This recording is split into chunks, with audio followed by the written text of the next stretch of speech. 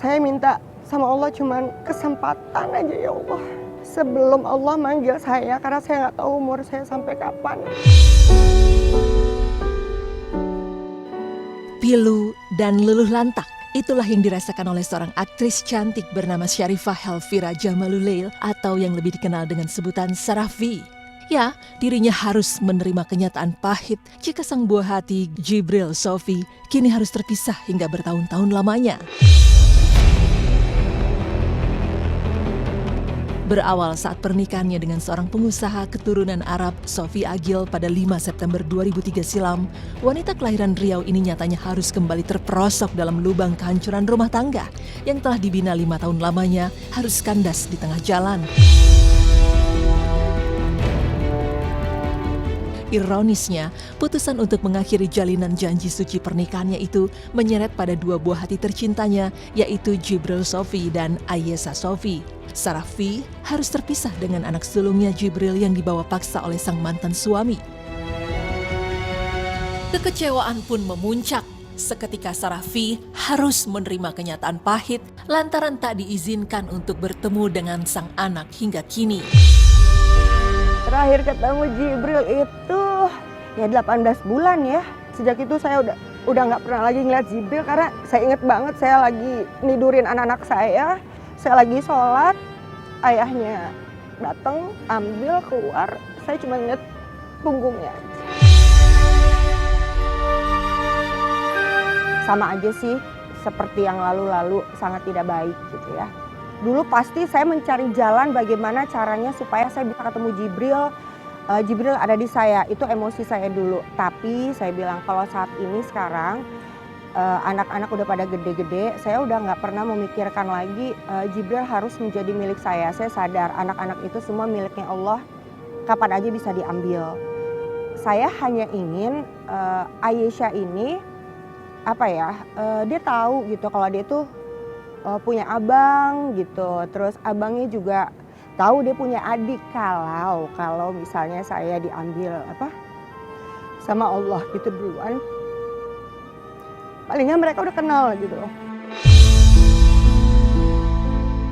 Sampai kemarin saya umroh, saya nggak minta banyak sama Allah, saya minta sama Allah cuman kesempatan aja ya Allah. Sebelum Allah manggil saya, karena saya nggak tahu umur saya sampai kapan, please gitu saya bisa silaturahim sama Jibril sama Ayesha gitu. Ayeshanya sendiri sih pengen banget gitu ketemu sama abangnya udah berkali-kali gitu ya. Tapi saya coba gitu ke pihak sana masih belum ada jalannya dan ya udah kalau udah kayak gitu saya cuma bisa ya Allah yang terbaik aja menurut Allah. Tapi padahal hati kecil saya sih pengen banget gitu saya ketemu.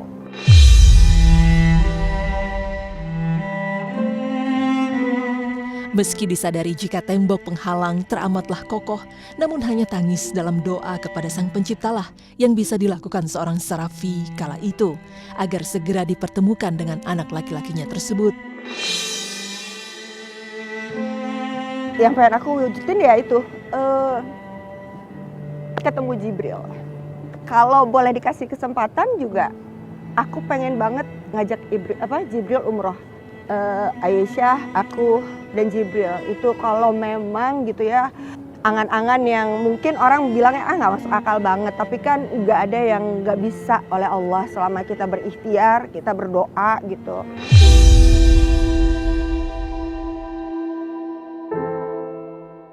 Begitu besar harapan Sarafi untuk bertemu Jibril dan seolah trauma membuka hati untuk pria lain, 16 tahun menjanda tak terbersit sedikit pun baginya untuk kembali mencari pasangan hidup. Ya, wanita berusia 47 tahun ini kini memutuskan untuk tetap fokus menjaga anak bungsunya, Ayesha. Kalau untuk berpikir menikah lagi sih belum ada ya. Tapi kalaupun memang Allah kasih ketentuannya beda ya, 3 kali ya yang gampang. Sehat, pinter, kaya. Ya paling enggak yang inilah ya, yang satu frekuensi sama saya bahwa Kalau saya tujuannya sekarang mungkin lagi pemetaan diri bekal untuk ke akhirat. Jika melihat jauh ke belakang, wanita kelahiran 26 April 1976 ini mengawali karirnya di dunia seni peran. Sarafi aktif berperan di beberapa judul sinetron tanah air. Salah satunya adalah Inem, pelayan seksi di tahun 1997 silam. Dari situlah namanya kian memuncak dan semakin dikenal oleh publik. Di tengah kepopularitasannya, wanita asal Batam, Kepulauan Riau ini akhirnya melebarkan sayapnya untuk terjun ke dunia perfilman tanah air. Hingga akhirnya ia memutuskan untuk vakum dari dunia entertain dan melanjutkan hidup sebagai seorang pebisnis. Memang yang paling booming Inem ya. Tapi sebenarnya setelah itu saya ada beberapa sinetron. Sejak saya divorce, saya memang berjuang. Di situ saya berjuang sendiri dengan Aisyah. Akhirnya saya mencoba jualan produk orang lain dulu. Terus modalnya saya kumpulin, saya jualan di balik mobil sambil nunggu anak sekolah di musola. Saya jualan buka cup, saya ke rumah-rumah orang. Memang buat saat itu saya merasa perih banget nih gue mesti kayak gini gitu ya. Tapi ya sudahlah, demi anak apapun harus saya lakukan, yang penting halal. Nah, kesibukan saya sekarang selain mengurus Aisyah, saya produksi brand sendiri. Dari tahun 2008 kalau nggak salah saya bikin brand sampai sekarang. Dan sekarang alhamdulillah udah go internasional. Pengen banget saya membagi berkah kepada orang-orang yang bisa mensyukuri gitu ya. Dan alhamdulillah itu tercapai. Di tengah ujian yang datang bertubi-tubi dalam kehidupannya, nyatanya hal itu tak membuatnya lupa akan kewajiban sebagai seorang muslimah yang taat. Ya, dengan mantap, Sarafi memutuskan untuk merubah penampilannya dengan berhijab. Dan nyatanya, keputusannya dalam berhijrah pun membuka ladang rezeki untuk mencari nafkah bagi sang buah hati, Ayesa. Saya tuh hijrah udah 5 kali loh. Awal-awal saya pakai jilbab itu waktu Jibril 2005 ya. Jibril tuh 2005 saat saya ikut ISU ya pada saat itu. Kemudian sekitar Aisyah umur 6 tahun dia negor saya gitu. Mimi, you know what?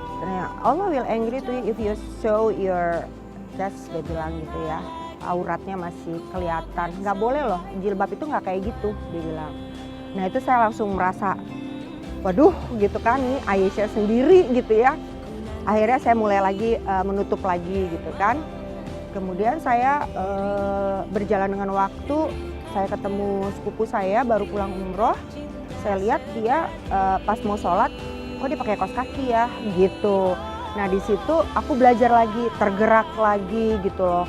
Akhirnya saya belajar lagi sampai akhirnya saya pesantren dan saya menemukan hijrah sesungguhnya itu seperti apa gitu. Nah di situ baru saya benar-benar merubah luar biasa hijrah sesungguhnya seperti apa. Di situ baru saya dapat kita hidup udah nggak kepengen nyakitin orang, udah nggak kepengen julid sama orang, pengennya berbuat baik sama orang, pengennya ngasih aja sama orang.